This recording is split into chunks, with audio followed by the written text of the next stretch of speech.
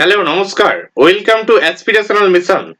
আজকে আমরা আলোচনা করব ক্লাস 11 এর সেকেন্ড সেমিস্টারের মডেল কোশ্চেন পেপার নিয়ে, যেগুলি তোমাদের বোর্ড থেকে বা পর্ষদ থেকে দেয়া হয়েছে। তো তোমাদের সেকেন্ড সেমিস্টারে মূলত আহ, যে সাবজেক্টগুলোতে প্রজেক্ট বেস সাবজেক্ট সেগুলোতে 40 নম্বরের লিখিত পরীক্ষা হবে, আর 20 নম্বরে থাকবে প্রজেক্ট। এবং যে সাবজেক্টগুলো তোমাদের প্র্যাকটিক্যাল বেস সাবজেক্ট সেগুলোতে 35 নম্বরের লিখিত পরীক্ষা হবে এবং 30 নম্বরের হবে প্র্যাকটিক্যাল পরীক্ষা। তো তোমরা ফার্স্ট সেমিস্টারে অলরেডি তোমরা 35 নাম্বার বা 40 নাম্বারের পরীক্ষা দিয়ে এসেছো, তোমাদের এমসিকিউ টাইপ প্রশ্ন। এবার কিন্তু সেকেন্ড সেমিস্টারে তোমাদেরকে লং প্রশ্নের পরীক্ষা দিতে হবে, অর্থাৎ তোমাদের বড় প্রশ্ন তোমাদের কিন্তু পরীক্ষায় লিখতে হবে। তো তোমরা যারা চ্যানেলে নতুন হয়ে থাকো, চ্যানেলটা অবশ্যই সাবস্ক্রাইব করে রেখে পাশে থাকা বেল আইকনটি ক্লিক করতে ভুলবে না। দেখো, আজকের এই ভিডিওতে আমরা কিন্তু 4টি সাবজেক্টের মডেল কোশ্চেন পেপার নিয়ে আলোচনা করব। কি কি না সেগুলি হচ্ছে ইতিহাস, ভূগোল, রাষ্ট্রবিজ্ঞান এবং দর্শন সাবজেক্ট। দেখো, এই কোশ্চেন গুলো হচ্ছে পর্ষদ বা বোর্ডের তরফ থেকে দেয়া হয়েছে। এর মানে এই নয় যে এই কোশ্চেন গুলো কিন্তু পরীক্ষায় থাকবে।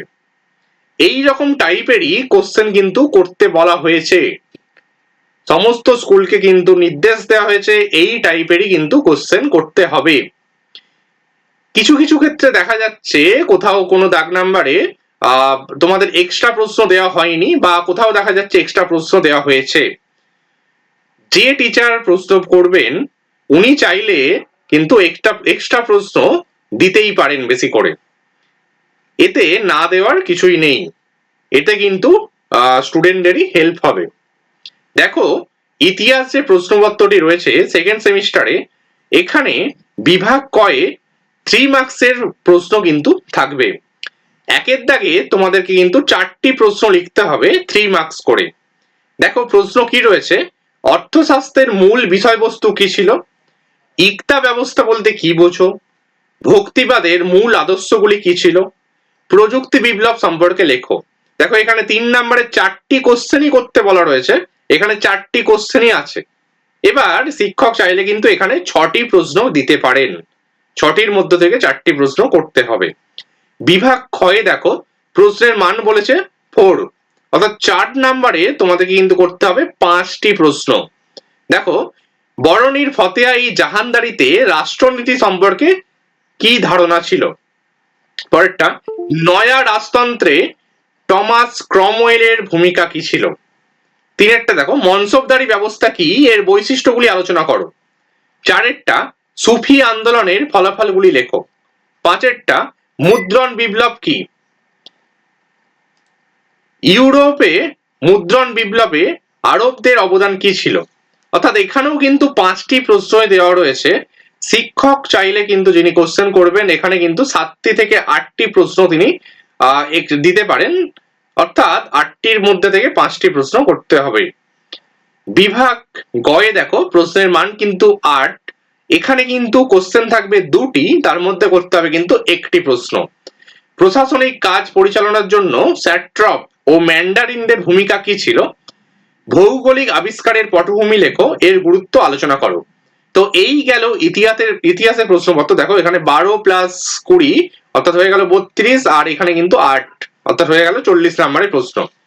এরপরে দেখো, আমরা আসবো ভূগোল সাবজেক্টে। এরপরে আমরা আসবো কিন্তু ভূগোল সাবজেক্টে। এটি কিন্তু পর্ষদ থেকে দেওয়া হয়েছে। দেখো, এখানে কি করা রয়েছে: পার্ট এ তে থাকবে 5 মার্কসের কোশ্চেন। দেখো, 3টে দেওয়া হয়েছে, এখানে কিন্তু করতে হবে 1টি। এখানে শিক্ষক চাইলে কিন্তু 2টি প্রশ্ন দিতে পারেন, তার মধ্যে থেকে কিন্তু 1টি প্রশ্ন করতে হতে পারে। একের দাগে দেখো, সমস্থিতি সম্পর্কে হেনরি প্র্যাটের তত্ত্বটি চিত্র সহ ব্যাখ্যা করো। 2এর দাগে দেখো, বিভিন্ন প্রকার চুটির গাঠনিক উপাদানগুলি উপযুক্ত চিত্র সহ আলোচনা করো। 3এর দাগে দেখো, বায়ুমণ্ডলের উষ্ণতার তারতম্যের প্রধান 5টি কারণ চিত্র সহ ব্যাখ্যা দাও। দেখো, 2এর দাগ নাম্বারে দেখো 3 নম্বরের প্রশ্ন থাকবে 2টি, 6 নাম্বার। দেখো, এখানে কি বলা রয়েছে: মৃত্তিকা সংরক্ষণে যে কোনো 6টি গুরুত্ব উল্লেখ করো। ঠিক আছে, অর্থাৎ মৃত্তিকা সংরক্ষণ কেন জরুরি, কেন গুরুত্বপূর্ণ মৃত্তিকা সংরক্ষণ, সেই 6টি গুরুত্ব লিখতে বলা হয়েছে। জেট বায়ুর সাথে মৌসুমী বায়ুর সম্পর্ক ব্যাখ্যা করো।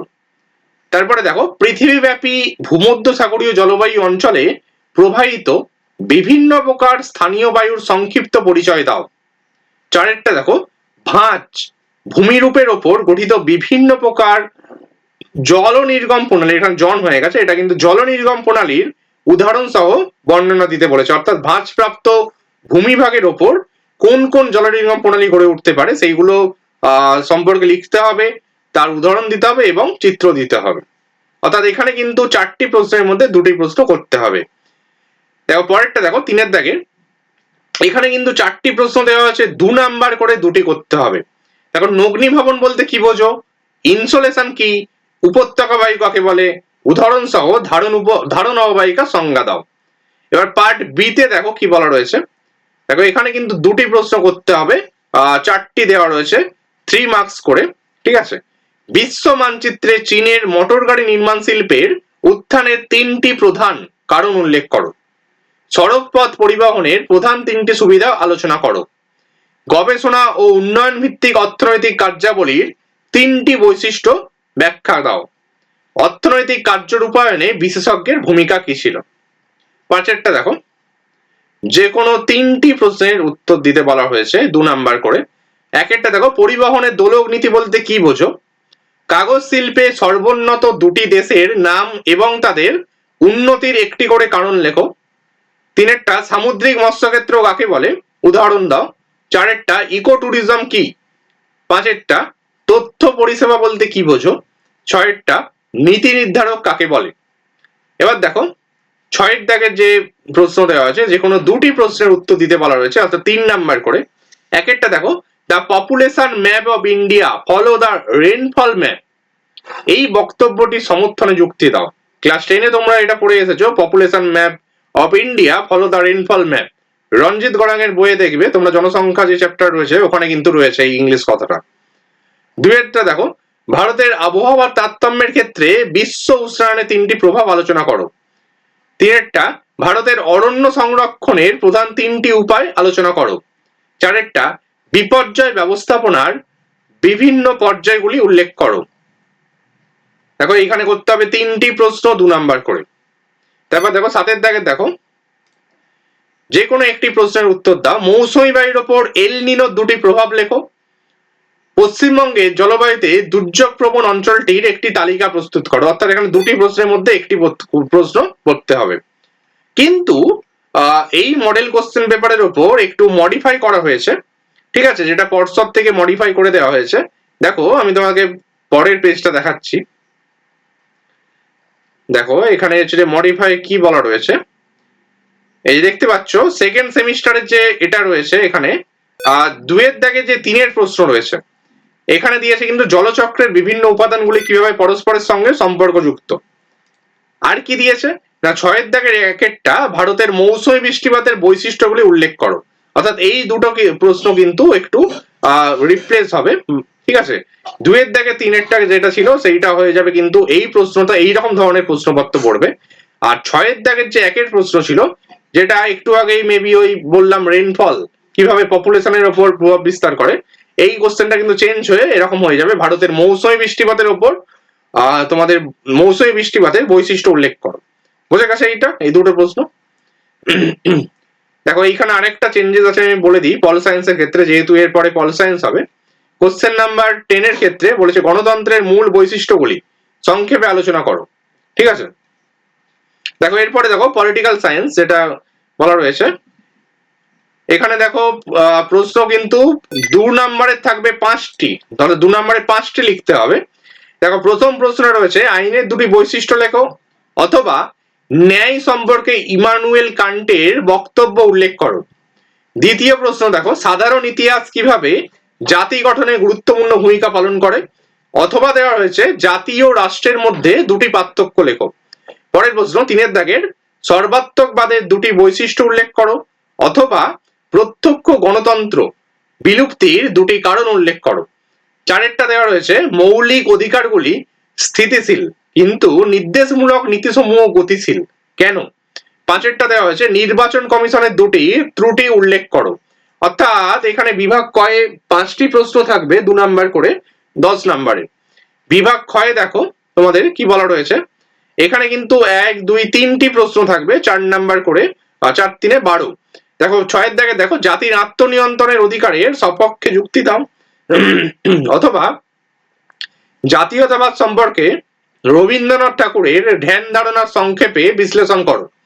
7টা দেখো সংবিধানের মৌলিক অধিকার লিপিবদ্ধ করার প্রয়োজনীয়তা উল্লেখ করো।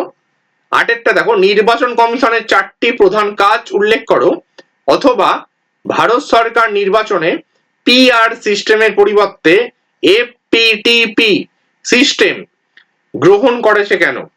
ঠিক আছে। বিভাগ গয়ে দেখো তোমাদের হচ্ছে বিভাগ গয়ে 6 নাম্বারের কোশ্চেন কিন্তু লিখতে হবে 3টি প্রশ্ন, 18 নাম্বার।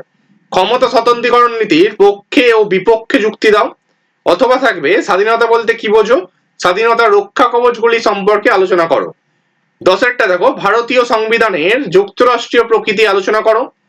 11টা গান্ধীজির অহিংস সত্যাগ্রহের ধারণাটি ব্যাখ্যা দাও, অথবা থাকবে স্বাধীনতা সম্পর্কে নেতাজির ধারণা ব্যাখ্যা করো।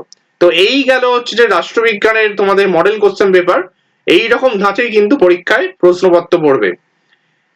এরপরে দেখো ফিলোসফি সাবজেক্ট বা দর্শন সাবজেক্টে কি দেওয়া হয়েছে, দেখো ইন্ট্রোডাকশন টু লজিক ইউনিট 1 থেকে দেখো বলা রয়েছে। এরটা দেখো 1 দাগের এরটা, নিচের বাক্যগুলিকে বচনে রূপান্তরিত করো। পরিশ্রমীরা কদাচিৎ ব্যর্থ হয়, অথবা কেবল মুষ্টিমেয় ভারতীয়ই বিজ্ঞানী, এই বাক্যটিকে নিরপেক্ষ বচনে রূপান্তরিত করো। 2 দাগে বি এর দাগে দেখো বচনের বিরোধিতা বলতে কি বোঝায়, অথবা বিপরীত ও অধীন বিপরীত বিরোধিতার মধ্যে পার্থক্য লেখো। সি এরটা দেখো মানুষ মাত্রই কবি নয়, বাক্যটিকে বচন করে তার বিরুদ্ধ বিরোধী বচন নির্দেশ করো। অর্থাৎ এ বি সি এই 3টি প্রশ্ন কিন্তু লিখতে হবে 2 নাম্বার করে 6 নাম্বার। 2 দাগে দেখো কি বলা রয়েছে, অবরোহ ও আরোহ যুক্তির মধ্যে পার্থক্য উল্লেখ করো। বি এরটা নিরপেক্ষ বচনে পদের ব্যাপ্যতা কাকে বলে বা বলতে কি বোঝো। এর সাথে দেওয়া হয়েছে বিভিন্ন নিরপেক্ষ বচনগুলিতে কোন পদ ব্যাপ্য ও অব্যাপ্য হয়, অথবা নিরপেক্ষ বচনের গুণ ও পরিমাণ বলতে কি বোঝো। সি এরটা দেখো আবর্তনের বৈধতার নিয়মগুলি উল্লেখ করো, অথবা বিবর্তন কাকে বলে, বিবর্তনকে কেন অমাধ্যম অনুমান বলা হয়। ডি এরটা মিশ্র প্রাকল্পিক ন্যায়ের এম ডট টি ডট আকারের একটি দৃষ্টান্ত লেখো। অর্থাৎ এখানে এ বি সি ডি 4টি প্রশ্ন রয়েছে 3 নাম্বার করে 12 নাম্বার। এরপরে দেখো নিচের প্রশ্নগুলির উত্তর দাও। অর্থাৎ এখানে দেখো নিরপেক্ষ ন্যায়ের সংস্থান বলতে কি বোঝায়, ন্যায়ের বিভিন্ন সংস্থানের পরিচয় দাও।